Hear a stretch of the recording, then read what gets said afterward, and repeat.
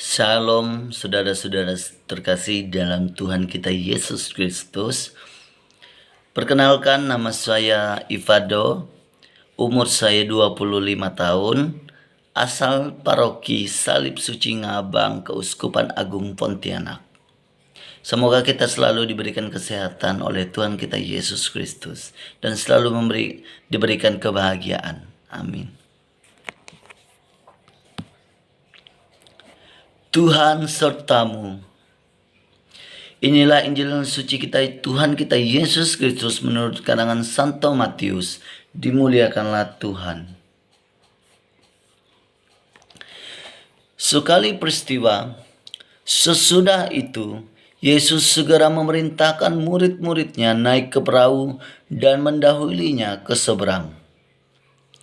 Sementara itu, ia menyuruh orang banyak pulang.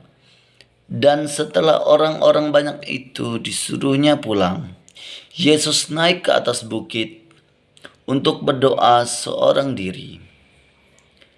Ketika hari sudah malam, ia sendirian di situ. Perahu murid-muridnya sudah beberapa mil jauhnya dari pantai dan diombang-ambing gelombang karena angin sakal. Kira-kira jam 3 malam, datanglah Yesus kepada mereka, berjalan di atas air. Ketika murid-muridnya melihat ia berjalan di atas air, mereka terkejut dan berseru, "Itu hantu!" Lalu berteriak-teriaklah karena ketakutan. Tetapi segera Yesus berkata kepada mereka, "Tenanglah, Aku ini, jangan takut." Lalu Petrus berseru dan menjawab dia, "Tuhan, apabila Engkau itu, suruhlah aku berjalan kepadamu, berjalan di atas air."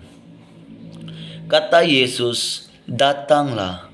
Maka Petrus turun dari perahu dan berjalan di atas air, mendapatkan Yesus. Tetapi ketika dirasanya tiupan angin, takutlah ia dan mulai tenggelam, lalu berteriak, "Tuhan, tolonglah aku." Segera Yesus mengulurkan tangannya, memegang dia dan berkata, "Hai orang yang kurang percaya, mengapa engkau bimbang?" Lalu mereka naik ke perahu dan angin pun redalah. Dan orang-orang yang ada di perahu menyembah dia, katanya, "Sungguh engkau anak Allah." Demikianlah Injil suci kita Tuhan Yesus. Terpujilah Kristus. Sekali lagi shalom saudara-saudaraku terkasih dalam Tuhan kita Yesus Kristus. Pada kesempatan kali ini, sebelum saya mengulas bacaan hari ini, saya ingin menyapa teman-teman semua, terutama orang muda yang ada di Keuskupan Agung Pontianak. Semoga kita selalu dalam bimbingan Tuhan di masa pandemi seperti ini. Kita selalu diberikan kesehatan serta kelancaran usaha-usaha kita yang kita lakukan. Baik, langsung saja Injil kali ini saya ambil dari Santo Matius bab 14 ayat 22 sampai dengan 33. Setelah memberi makan 5.000 orang dengan 5 roti dan 2 ikan, Yesus memerintahkan murid-muridnya untuk naik ke perahu, sedangkan dirinya tidak. Ia mengambil waktu untuk berdoa, untuk bertemu dengan Tuhan, bertemu dengan Allah Bapa yang ada di surga.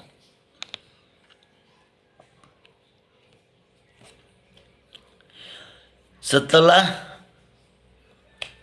beberapa mil para murid-muridnya berlayar, maka terjadi sesuatu yang sangat besar, yang membuat iman mereka takut, yang membuat mereka diombang-ambing oleh gelombang.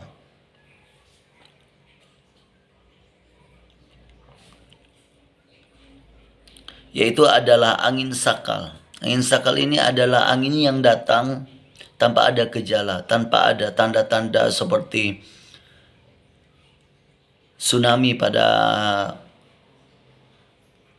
dunia kita, pada yang pernah terjadi di Indonesia. Tanda-tandanya itu tidak ada sama sekali. Nah, ketika angin sakal datang, mereka itu terombang-ambing dalam perahu. Mereka sangat takut. Mereka sangat ketakutan untuk bahwa mereka akan mati. Mereka akan tidak ada yang bisa menyelamatkan mereka. Iman mereka goyah. Nah, jadi di saat seperti ini, Yesus muncul dan menolong mereka dengan berjalan di atas air.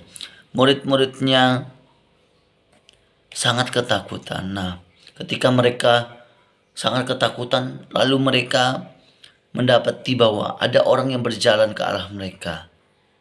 Seperti kita, ketika kita melihat ada sesuatu yang aneh, bahkan di luar nalar kita merasa takut bahwa itu hantu, itu makhluk halus, itu makhluk gaib. Tetapi tidak dengan Yesus. Apa kata Yesus dalam bacaan tadi? Jangan takut, tenanglah, akulah ini. Bahwa Yesus menyatakan bahwa itulah dia. Bahwa dia bukan hantu. Nah, dalam kesempatan kali ini saya ingin mendiskusikan bahwa kadang kita sering juga mengalami apa yang dirasakan oleh murid-muridnya pada waktu itu.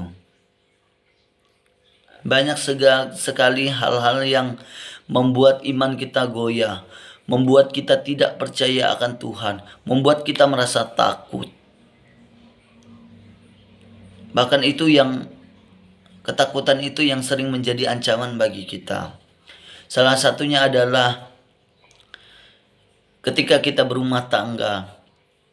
Permasalahan-permasalahan dalam rumah tangga itu yang sering terjadi, yang membuat kita takut. Dan kita juga sering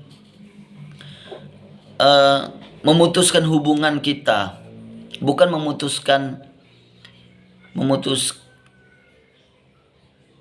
silaturahmi kita, memutuskan masalah kita, tetapi hubungan kita yang sering kita putuskan. Itu salah.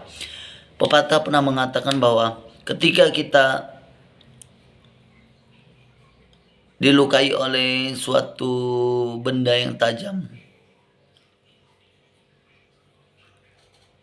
tangan kita yang kita potong. Seperti kuku kita. Ketika kita terluka oleh kuku kita sendiri, yang kita salahkan adalah tangannya. Yang kita potong adalah tangan, bukan kuku kita. Harusnya kita harus memotong kuku kita. Karena itu permasalahannya, itu yang melukai kita adalah kuku, bukan tangan. Nah, itu juga yang sering terjadi kepada kaum muda sekarang, bahwa sering terjadi ketakutan. Contohnya, dalam menggapai cita-cita, kaum muda kita tidak percaya diri, sering mengalami goncangan hidup, mengalami sesuatu yang sangat menakutkan. Ketika kita mau kuliah, kita mendapat ketakutan bahwa nanti kuliah itu kita akan gagal. Banyak sekali tantangan di dalam kuliah. Terus kita tidak bisa menggapai cita-cita apa yang kita cita-citakan dari kecil. Kemudian di masa pandemi sekarang, kita takut. Pemerintah sudah menyarankan vaksinasi. Kita takut bahwa banyak sekali hoax di luar sana beredar bahwa vaksin itu berbahaya, vaksin itu gini. Itu yang merasa kita takut. Tapi di sini saya mau menyarankan bahwa Yesus hadir. Yesus adalah teman kita. Yesus adalah sahabat sejati. Ia tahu kapan kita membutuhkan dia, dan dia tahu kapan kita harus datang kepadanya. Tidak perlu untuk menunggu lama. Maka teman-teman, datanglah kepada Yesus. Segala pergumulanmu akan Ia tolong. Karena Yesus adalah sahabat sejati kita, penolong sejati kita, yang mau rela mati demi dosa-dosa kita. Semoga kita semua diberikan kesehatan, Tuhan Yesus